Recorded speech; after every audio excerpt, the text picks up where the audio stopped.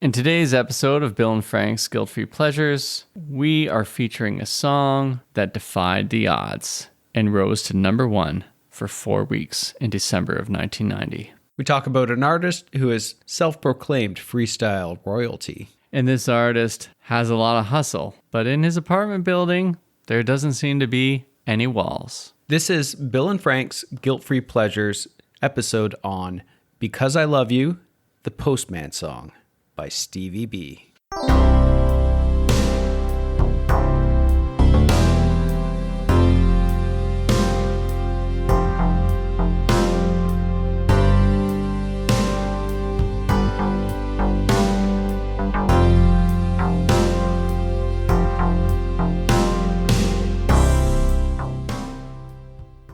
About a year ago, Bill, I came to you with an idea.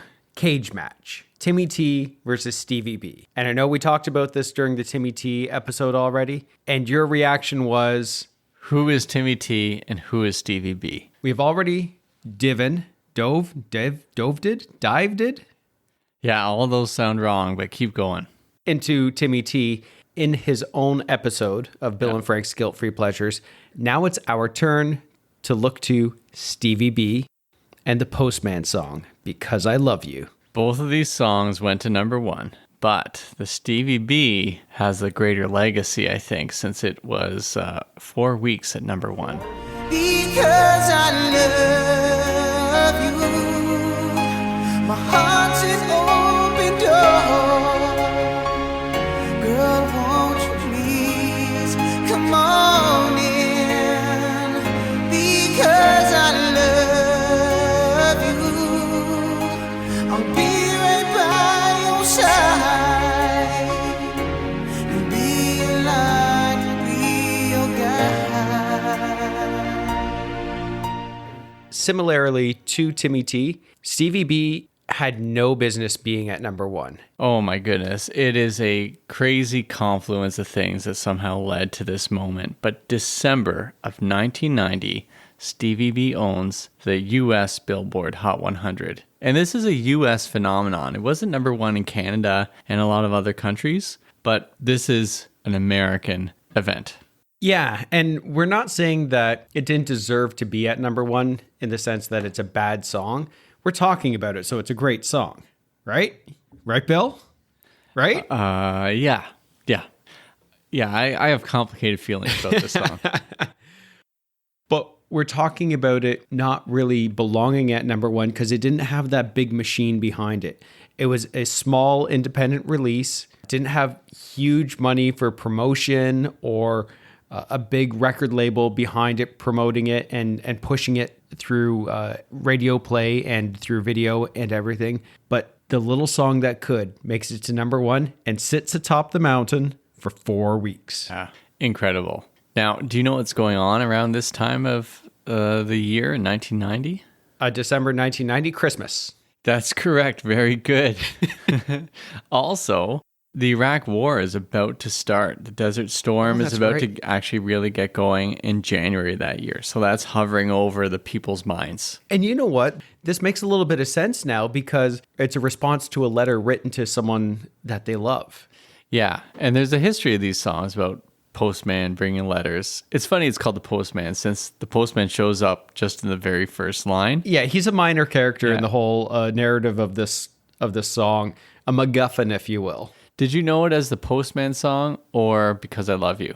I knew it as Because I Love You. Okay, yeah. And then I was just like, what? The Postman song? This has nothing to do about the mailman. Yeah, so, I mean, there was an argument on Songfacts for it being called the Postman more often, but I didn't remember this song till you brought it up last year, and I had sort of buried Timmy T and Stevie B in my memory. But the last couple days, everything has come back, and I remember not really liking this song. As a 13-year-old, waiting to hear something more upbeat, and oh man, this song is like 5 minutes long. I'm not going to lie. When it first like skyrocketed to the top of the charts, that first week, I'm just like, this song. But then I think like shortly thereafter, I couldn't wait to hear it again. Right. It just sort of buried deep into me. Yeah. Is like a tick. Sure, a tick is one way you could put it, or You could just say a great song buried deep inside and then slowly growing a tree out of you. Yeah. Does that sound better? I like the tree analogy much better than, being bitten by an insect. Musically, and we'll talk about this, it's kind of thin, if you can say that. And that's how I felt towards this style of music. I didn't really like freestyle when I was a kid. There's something about it to me that sounded cheap. Like a Casio keyboard. Yes. But now, as we've done research over the last year on different songs that were within the freestyle genre, you realize these are people who aren't backed by major companies. They don't have access to things. So they make do with the Casio keyboard, or they make do with whatever production tricks they can do. Yeah, the standard 808 drum machine and the synths and whatever they can program. Yeah, and it spoke to people because the freestyle style is very emotive. Yes. And it usually is a lot more upbeat, despite freestyle being known for these upbeat, horny type of songs. Yeah. It's always these chintzy ballads. It's always the ballads. And that's the thing. If you want a number one song, write a ballad. Yep. And so you have Timmy T's got the ballad. You have Will to Power has a ballad, who is also referred to as freestyle. Expose. I don't know if Lisa ever made it, but I mean, all these songs were part of it. Yeah, and just further on my point about when the song first came out and I was waiting for something a little bit more, I think it's the emotive part of the song and the way the music moves that made me feel, as a 13-year-old, I was just like, no, I'm a mature individual. I'm a mature adult who shares a room with his younger brother. And these are the types of songs that adults listen to. And this is me being grown up. And girls will like me because I'm grown up now. And you have these deep sort of feelings of commitment, fidelity, all these sorts of songs. Yes, absolutely, right? At 13 years old, I know in my 13-year-old brain that the first girl that I end up dating, I will end up marrying. That was the way my brain worked. Oh, totally. And so these songs also lend themselves to that sort of feeling, despite the song's sort of origins being a little bit different, which we'll also get into. Yeah. Here's a shocking revelation for you. I'd never dated anyone as a 13-year-old. Shocking. Thanks for pretending to be surprised. Well, we're both speaking the same language. Yeah. But we live these lives of love through listening to a lot of Phil Collins and Stevie B. Stevie B, yeah. We live vicariously through pop music. For better or more likely for worse. The good times, the bad times, they were on our side forevermore. That's what our friends were for. And you, dear listener, are also our friend because you found us and you're listening to this. And so something about Stevie B is probably speaking to you and probably always has.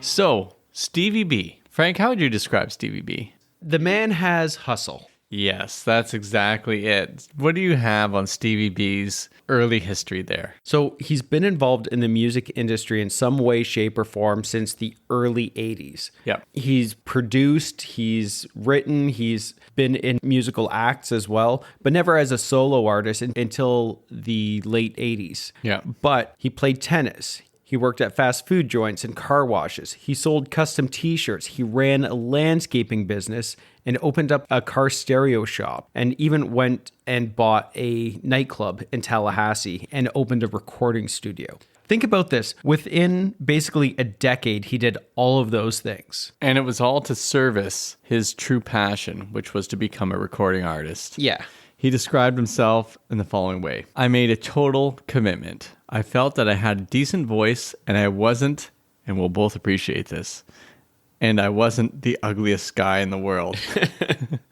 So if I was packaged right as an artist, I could do all right. So he has a drive unlike any other. Yeah. And he releases a couple songs. Do you remember Part of Your Body? Vaguely. I listened to it again while researching for this episode. So I listened to a bunch of his early singles, and I realized I heard them all the time on Kiss 98.5, which was the Buffalo sort of dancey mainstream. Pops. Yeah. And that was the main one. Yes. That kind of hit the Billboard Hot 100 stuff. Yeah.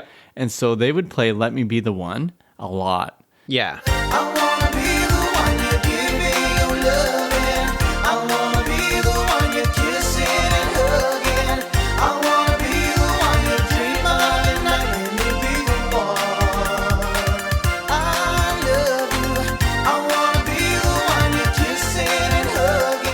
And now what I'm realizing is that Stevie B was especially popular in pockets of the States. Wherever there was a strong Latino population, there Stevie B was finding his fans. And it kind of shaped the culture. It was pretty cool to see that in Florida, New York, freestyle music was really making its mark and spread across the country. Yeah, because he was part of the Miami freestyle scene. That's right, because there's a Miami freestyle scene, the New York, which is where Shannon let the music play, where it all began, and then there was the California one where you have... Where Timmy T. Yeah. The Fresno freestyle. Yeah. And Stevie B declares himself the king of freestyle. Yeah. And to be fair, he's probably right. I mean, he's still dedicated to it. There's a great rant on Facebook that I will maybe post.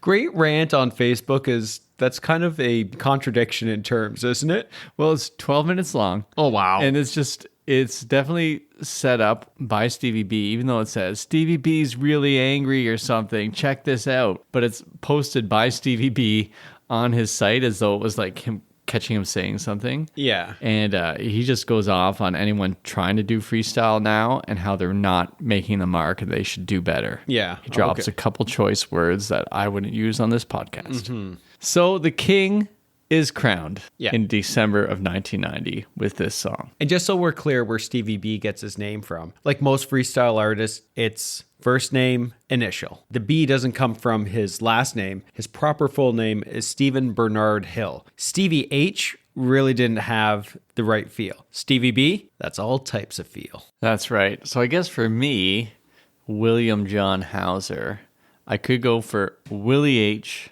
which doesn't work, maybe. Or does it? It might. It might.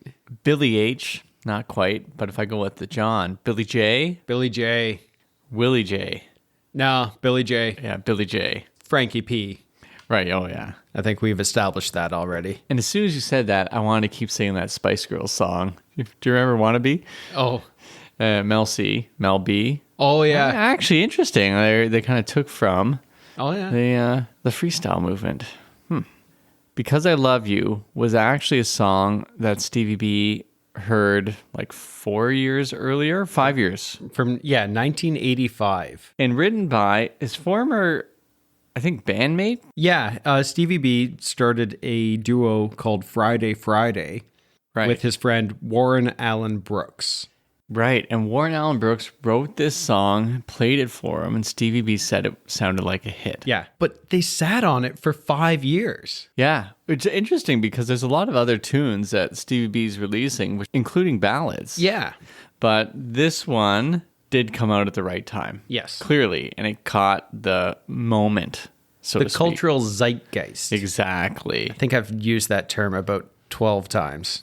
It was in my head too. Okay. So the song actually isn't written for a girl. Yes, and Tom Bryan's article, he digs up an interview from Warren Allen Brooks saying it was a song written to God. Yeah. So in the Billboard Book of Number Ones, he says to whoever was interviewing him, he said, "Because I Love You, to me, is a spiritual song. It was God talking to me, telling me that he loved me. It was like I had written him a letter and he was telling me that he got my letter, and that he cared, and that whenever I needed him, he'd be there.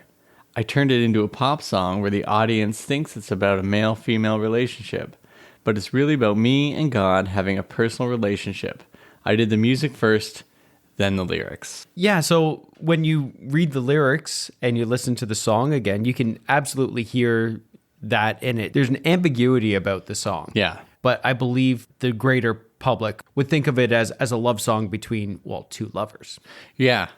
You did a really good job of saying lovers there, Frank. We've come a long way. Therapy's really paying off for me. I can say things like lovers now without getting too sweaty or weirded out.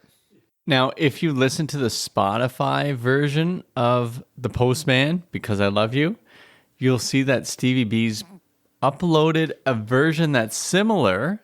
And I mean, I think it's the same background. Yeah. But the vocal's slightly different. It's not unpleasant at all, but he changes a couple things and says the words like, "Stevie B will know will always be there for you" at the end of it.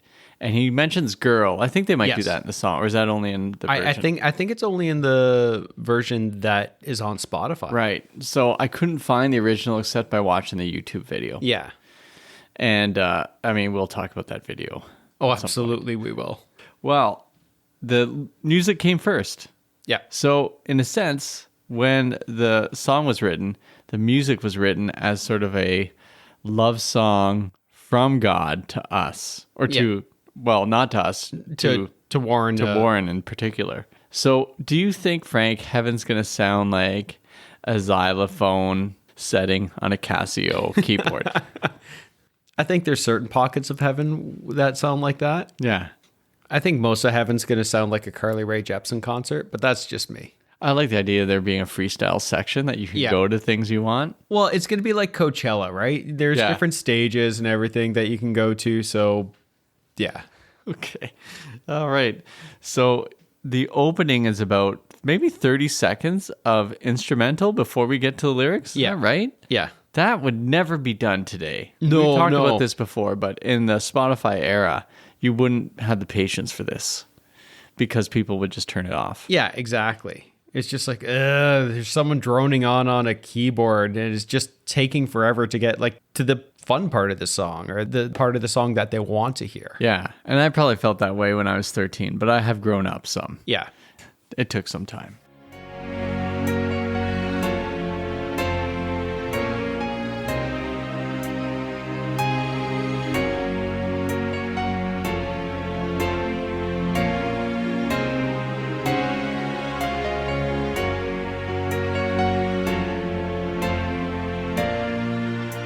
So, should we talk lyrics? Yeah. Really? Yeah, okay.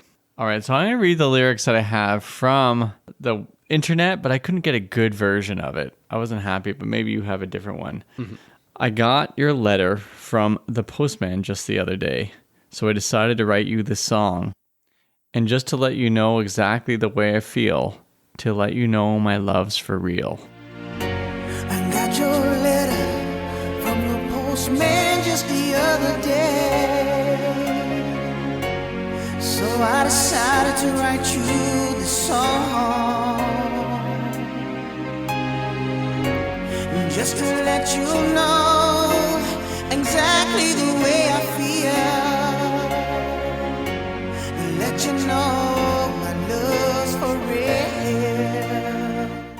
I really like the opening lines, the imagery that it kind of paints, because here's a guy that gets a letter from presumably his best girl, and this letter's so moving that he needs to respond in a song. It's a sweet sort of response, I think. Yeah. I used to speak in mixtapes to girls that I was too afraid to tell them how I felt. So I would give them these cryptic mixtapes with, you know, good songs with these like hidden sort of tracks in them that really said how I was feeling or what I thought about them, because I was always terrified of girls. Yeah. But I like that, using this as the medium of how he is expressing his love for her. It's not just a letter. It's not just saying, it's like, I'm creatively writing you this song, because it's bigger than just words on a paper or just me telling you. It needs to be more than that. It needs to have sound and lyrics. Yes. Which is the equation for songs. And that's why we send mixtapes. Yes. Well, I also like that he's very obvious about what's going on. I feel like there's not a lot of like metaphor, except for the fact that if it's about God writing a letter to you, then the postman must be some angel or emissary going up to heaven into another realm. Then he's writing a song, maybe on the harp, but probably on a keyboard, and then sending it back through the angel postman. So, I mean, there's a lot going on there. Gabriel, get down there, deliver this letter. So there's definitely a super surface version and then a super deep version. Yeah. No space between. No. I'd say it's like the difference between heaven and earth, but Belinda Carlisle did tell us that they do intersect. Yeah. Heaven is a place on earth. Yeah. So I guess it does make sense. The postman can deliver letters. Yes. Okay. And that leads us to this chorus. Because I love you and I'll do anything, I'll give you my heart, my everything. Because I love you, I'll be right by your side, to be your light, to be your guide. Because I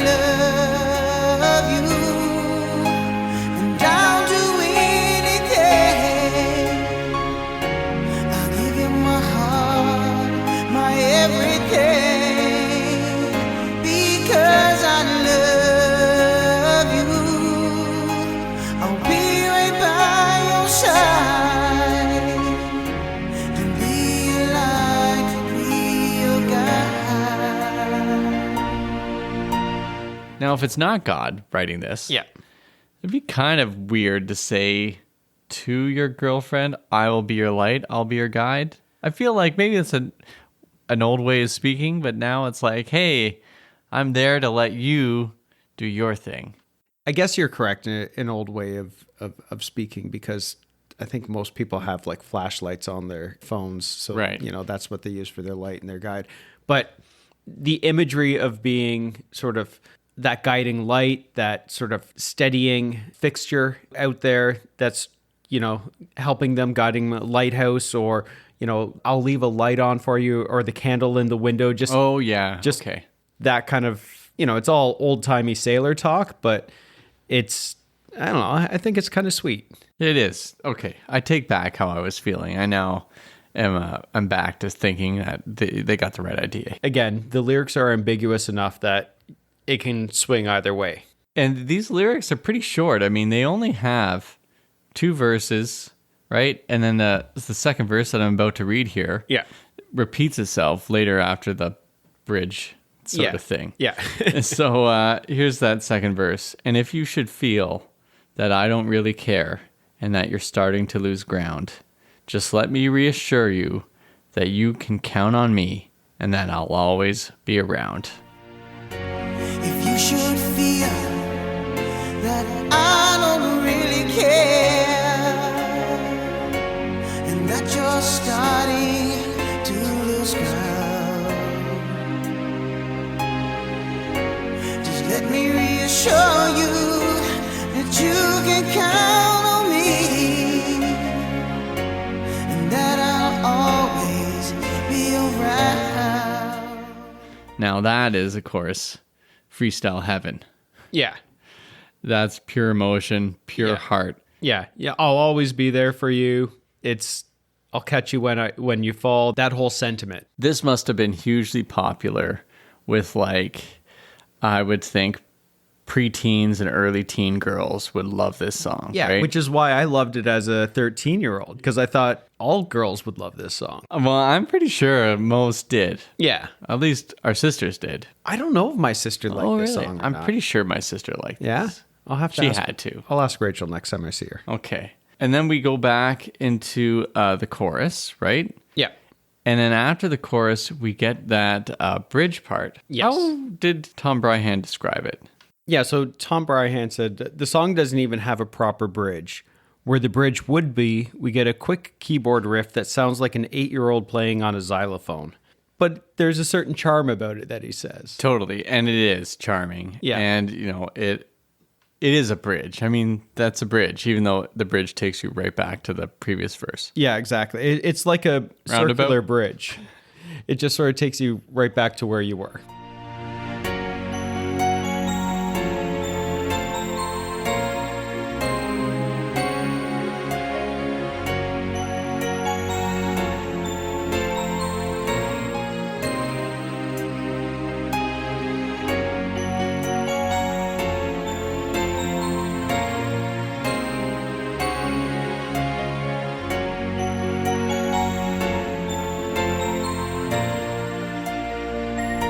So after that bridge, which is iconic in its own special way, it brings you back to the second verse. Now, on the version that he's released on Spotify and in all the other special singles he's put out, even on his greatest hits, he's added a couple things in this verse where he says, well, the main thing he says, instead of I will always be around, he says Stevie B will always be around, inserted himself in there. Yeah.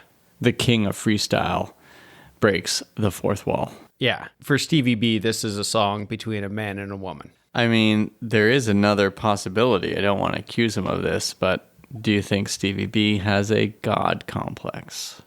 Well, he has a royalty complex, that's for sure. He declared himself king of freestyle.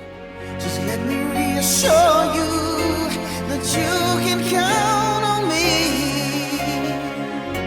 And Stevie B will always be around. Because And so then we head back to chorus, and then we come to that ending that is fairly long. I feel it's got to be about a minute long Yeah. of just the the instrumental. The song is bookended by those long instrumental pieces.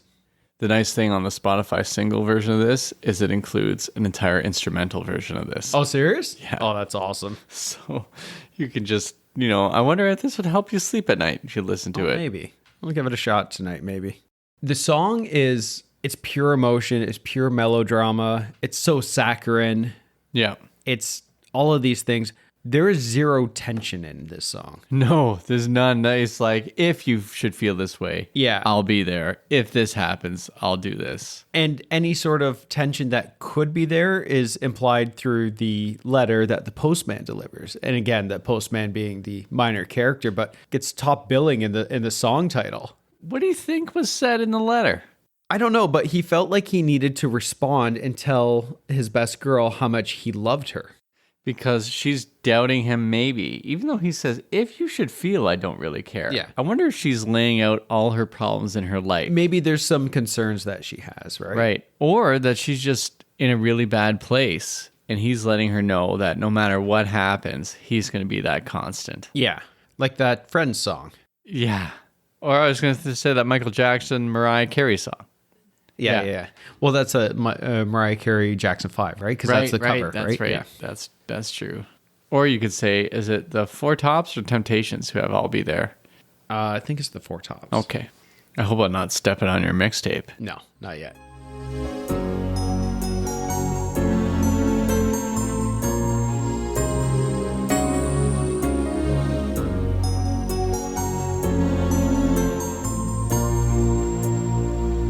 The other thing about the song, there are contradictions in the song in the way that the subject matter is so big and grandiose and, like I said, melodramatic, but the music behind it is kind of thin, like we mentioned before. Yeah.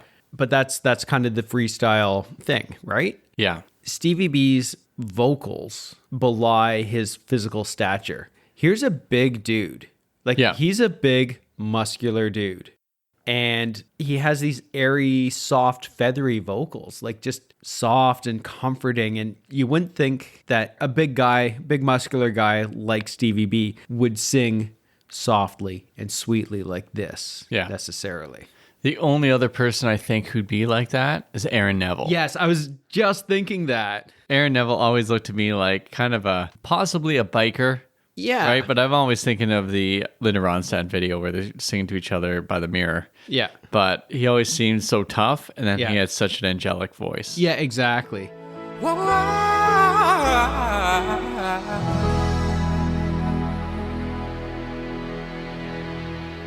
Now, you've done a lot of thinking about that music video, haven't you? I've done a bunch. Now, could you tell us about your sort of theories of the music video or your placement of the music video in music video history? I have questions about the music video. Mm-hmm. So here's a man who has this massive apartment with a grand piano in it, and he's mooning around, sort of walking around singing in a tuxedo. If you're a man who routinely wears tuxedos and has a grand piano, don't you think you have enough money to afford some walls in that apartment? Because he just wanders over to his bed, which is in the same room as everything else. Like, it's just this massive studio apartment.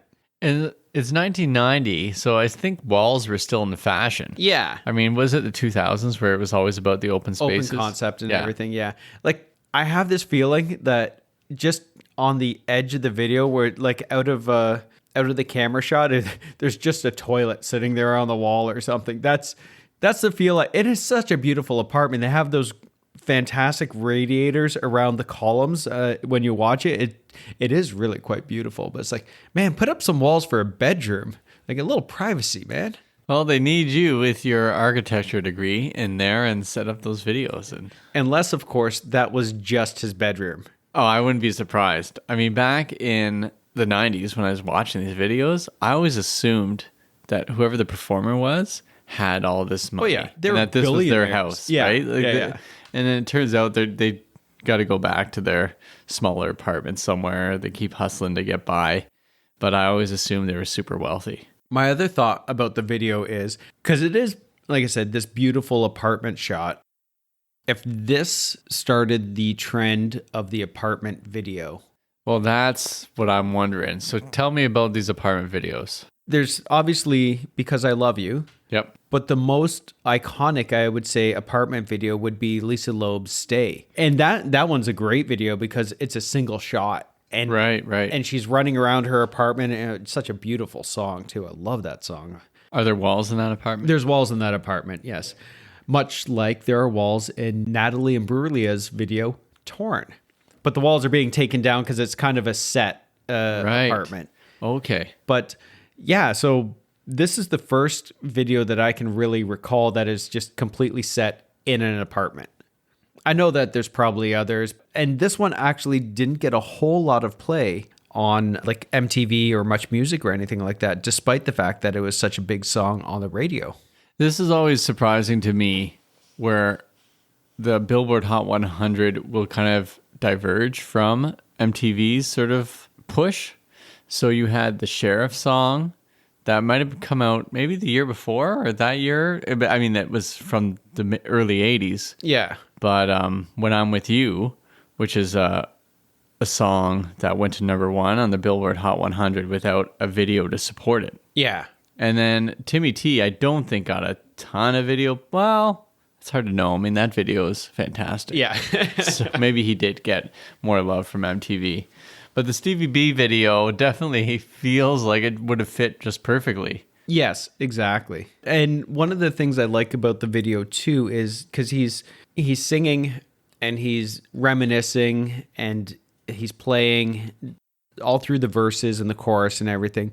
But that musical interlude, because it has that big shift from the rest of the song, because everything else is like these sweet saccharine vocals and lyrics and piano. But then you get that little xylophone piece, and that's like a flashback.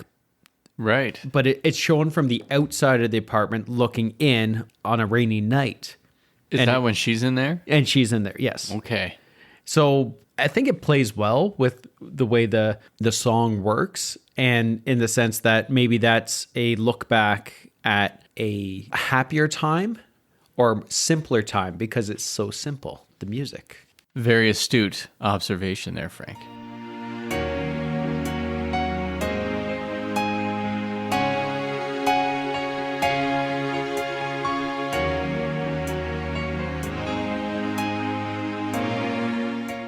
Do you have a Hallmark movie that would go with this song? I don't really have one. I can make one up on the spot because I think that's how all Hallmark movies are made. Well, I'll tell you mine. Okay. It's a ghost story. It's a Hallmark ghost story. Because I feel this song lends itself almost to a Patrick Swayze-esque vibe. Mm-hmm. Because it feels like there's someone who's hurting and they're getting this letter back, but that person's not there with them. So it's almost like there's a presence of this ghost, but they're not in the same realm. Oh, okay. I don't know what the movie would look like, but it would probably involve like the ghost's best friend trying to get with the other girl, and he's got to try to save Demi Moore. Demi Moore. Yeah. And the ghost has unresolved business until... He meets Whoopi Goldberg.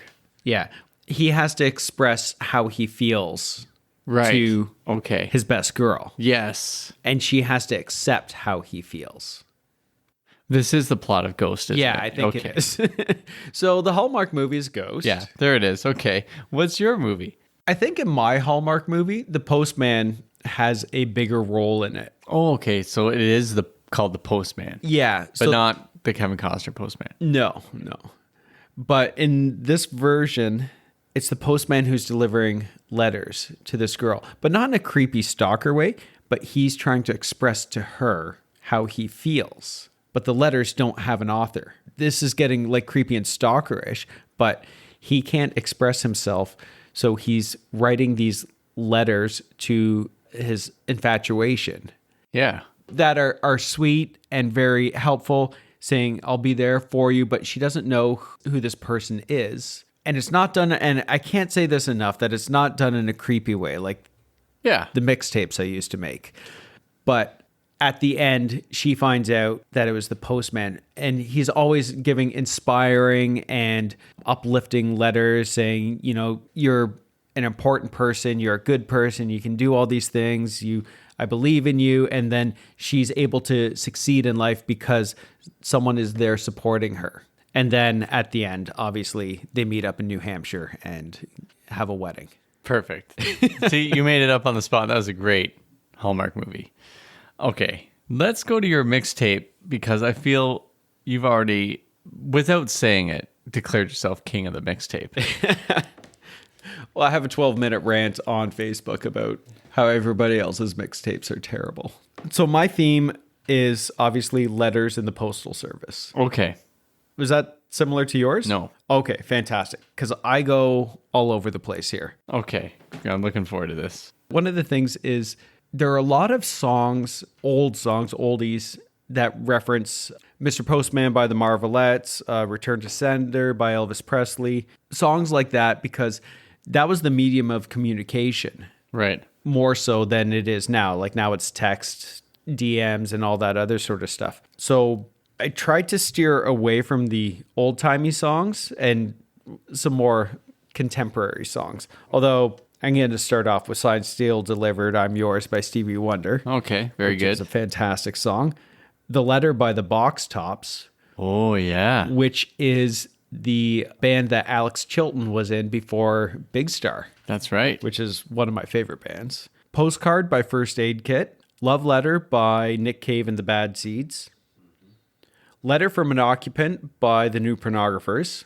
Please Read the Letter, Robert Plant, Alison Krauss, which is a fantastic song. Yeah, yeah. And we're going to close it off with Picture Postcards from L.A. by Joshua Caddison. Oh, good. Do you remember that song? Yes. Oh, that's come back. Joshua Caddison. Yeah, that name comes back every once in a while. I'm like, oh yeah, I thought it would be bigger. His music seemed to be written just for us somehow. Yeah, I think so. Yeah. But that's great. Those are great songs. Well done, Frank. So what's your theme? My theme are songs about God or from God where people don't realize that it's actually about God, but they think it's about regular love relationships. Okay. So my first one is Nobody by Selena Gomez.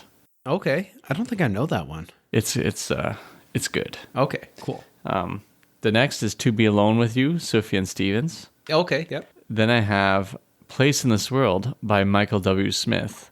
Oh, yeah. We all knew it was about. Yeah, we're doing that song, right? Yo, for sure. Absolutely. Hanging by a Moment, Lifehouse. Oh. But you just got to listen closely and like, wait a second, this is a praise and worship song. Yeah. Yeah. Absolutely.